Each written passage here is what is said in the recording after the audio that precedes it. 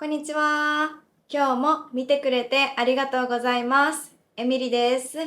最後まで見てくれたら嬉しいです。そしてもしよかったらチャンネル登録もしてくれたら嬉しいです。よろしくお願いします。はい。で、今日のトピックなんですけど、今日は日本でのソーシャルマナーについて話していきたいと思います。日本に観光に来た時に、これはしたらタブーなこととか、これは逆に OK なこと、それがわかると日本での滞在がより楽しくなると思うので、今日はちょっとこの動画の中でそのマナーについて話していきたいと思います。まず、公共の場所でのマナーについて話していきます。例えば、電車の中。日本、特に東京はもう常に電車を使います。観光に来ている方も電車を使うことが一番多いと思います。そんな電車の中でのマナーなんですけど、まず一つ目、電車の中で食べ物は食べてはいけません。はい。なんか私オーストラリアに住んでたことあるんですけど、オーストラリアの地下鉄ではピザ食べてる人がいたりとか、ハンバーガー食べてる人がいたりとかして、結構私が行った時はそれを見てうわってショックだったんですけど、日本ではダメです。食べ物はダメです。なんか例えばガムとか飴とか、ゴミが出ないような、散らからないようなものだったら大丈夫なんですけど、飲食は基本的にはダメです。飲み物はちゃんと蓋があるもの、こぼれないものだったら大丈夫です。ペットボトルとか。はい。なので、日本ではまず食べ物は食べてはいけません。そしてもう一つ、日本の電車の中では電話ダメです。電話してはいけません。基本的に電車の中では静かにしないといけないんですよ。なるべく。だから電話はダメとされています。結構友達と電車に乗っていたりとかしたら少し話すことはあると思うんですけど、あまり大きな声で話すのは良くないです。多分日本に来たことがある人ならもうわかると思うんですけど、日本の電車に乗るととても静かでびっくりすると思います。はい、なんかあんまり話さないんですよね、電車の中で。そう。なので、大きな声で会話をするのはやめましょう。そして、電話もやめましょう。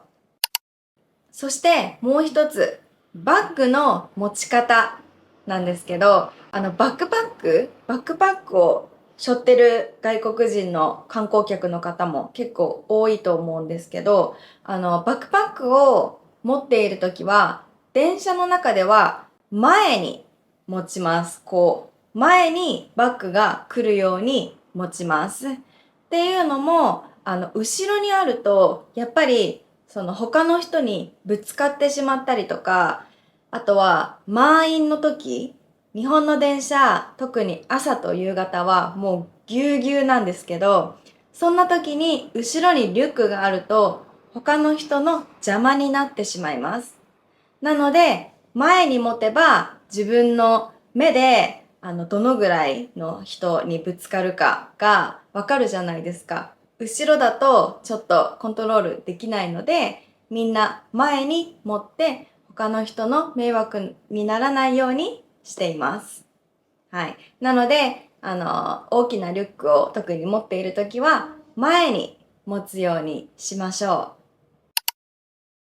で、次に、街中でのマナーなんですけど、よくこれも言われるんですけど、日本にはあんまりゴミ箱がないんです。公園とか、駅とか、たまにあるんですけど、多分他の国と比べると全然ゴミ箱がありません。でも、街の中は綺麗です。道も綺麗です。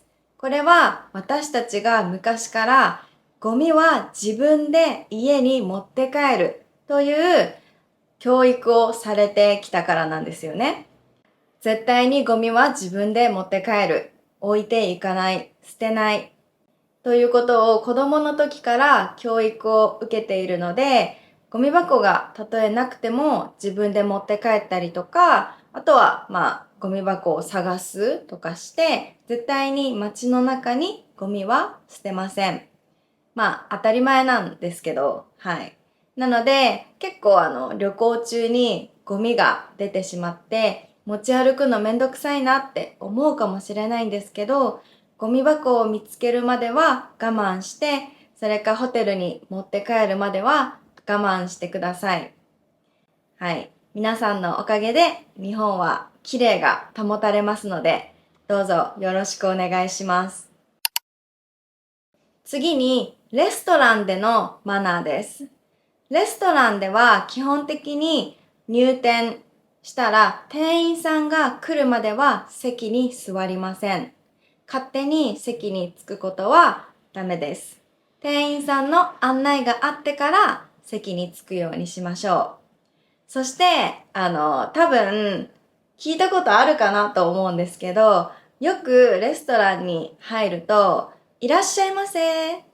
いらっしゃいませってお店の人が言ってくると思います。レストランだけじゃなくても、普通にお店でもいらっしゃいませって言ってくれると思うんですけど、これに対してどう返事したらいいかわからないっていう質問を前に受けたことがあるんですけど、いらっしゃいませに対して返事はしなくて大丈夫です。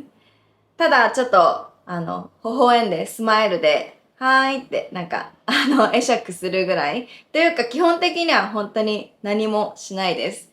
ただ向こうが Welcome ってしてくれてるだけなので、こっちは何もすることがないです。はい。で、席に着いたら店員さんを呼びます。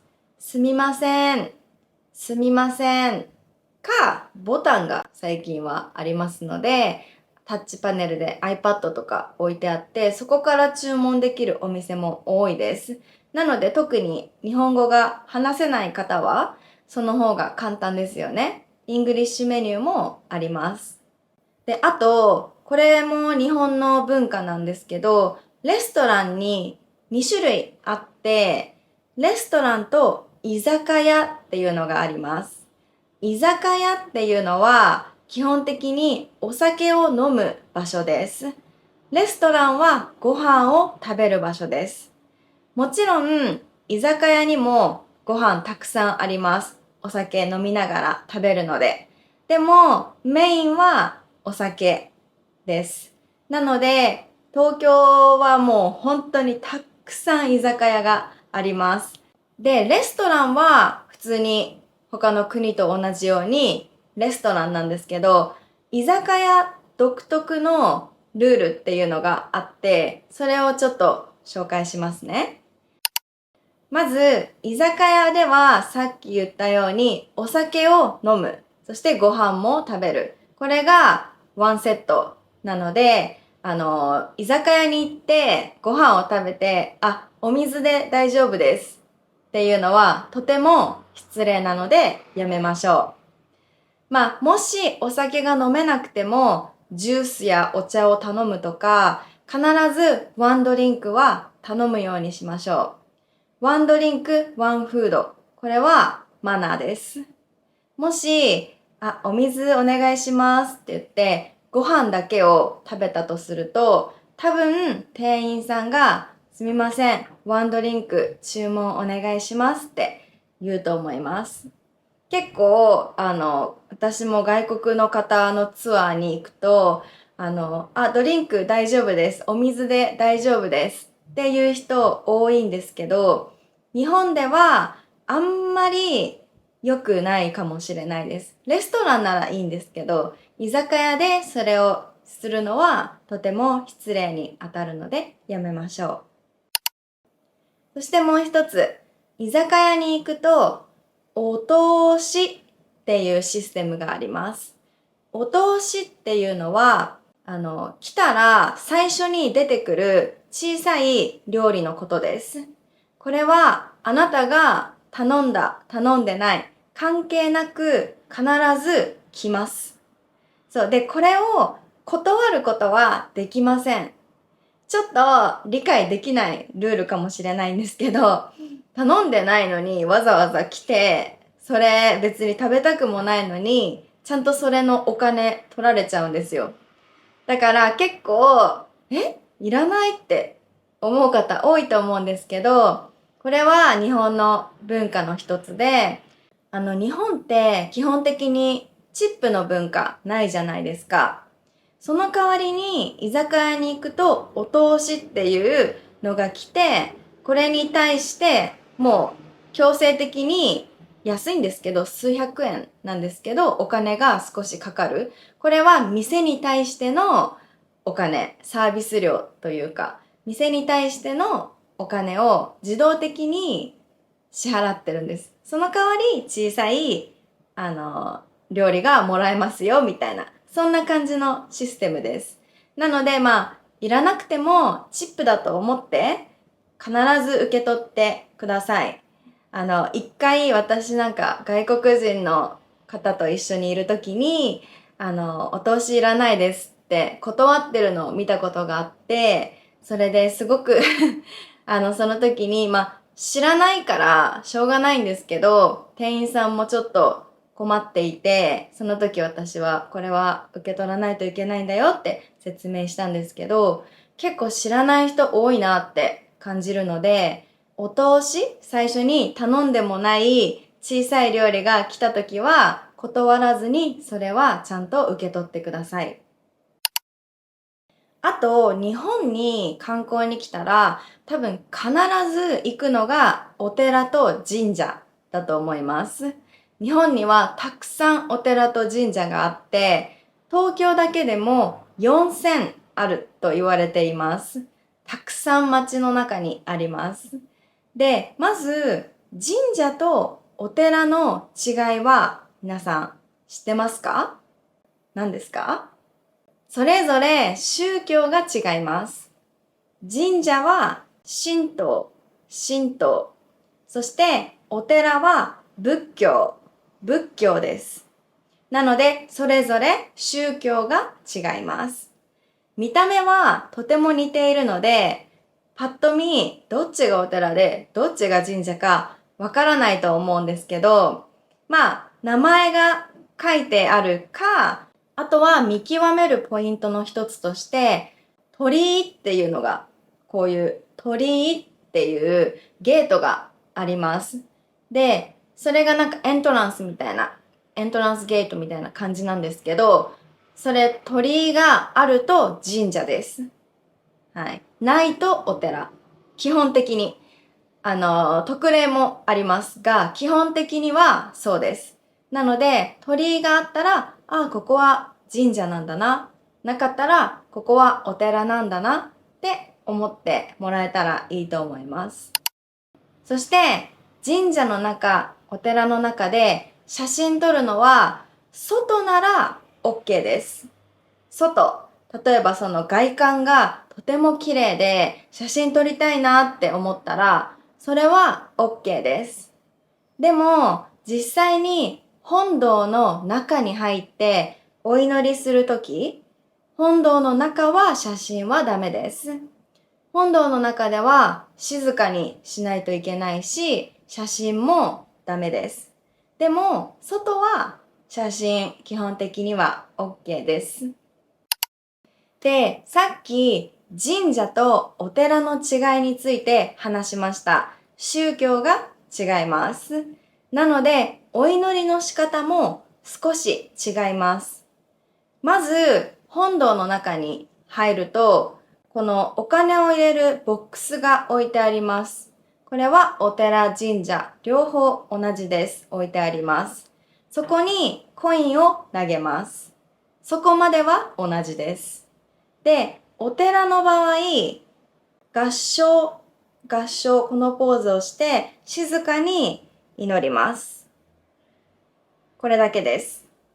でも、神社の場合、二礼二拍手一礼っていうルールがあって、まず、二礼、二回、お辞儀をします。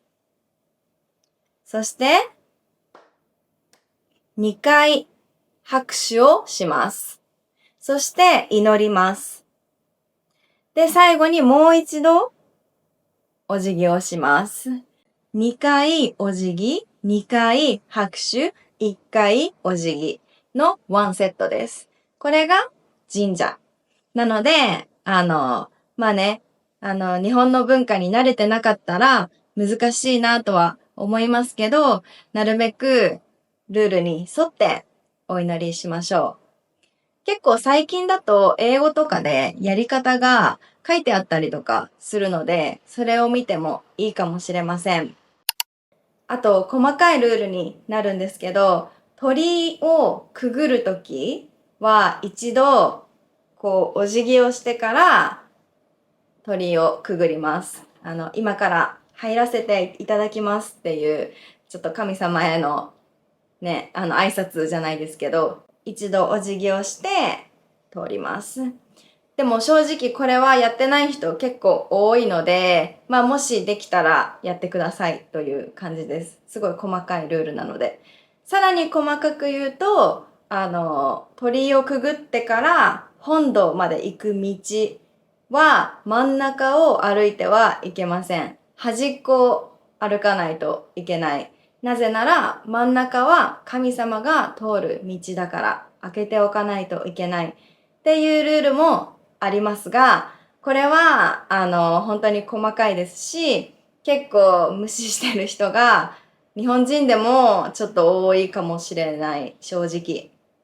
でも私はなるべく端っこを歩くようにしてます。でも本当に人気の神社、人気のお寺で人が多い時はもうみんなバラバラに歩いてしまっているので、なかなか端っこだけを歩くのは難しいかもしれないんですけど、まあ頭に入れておいてください。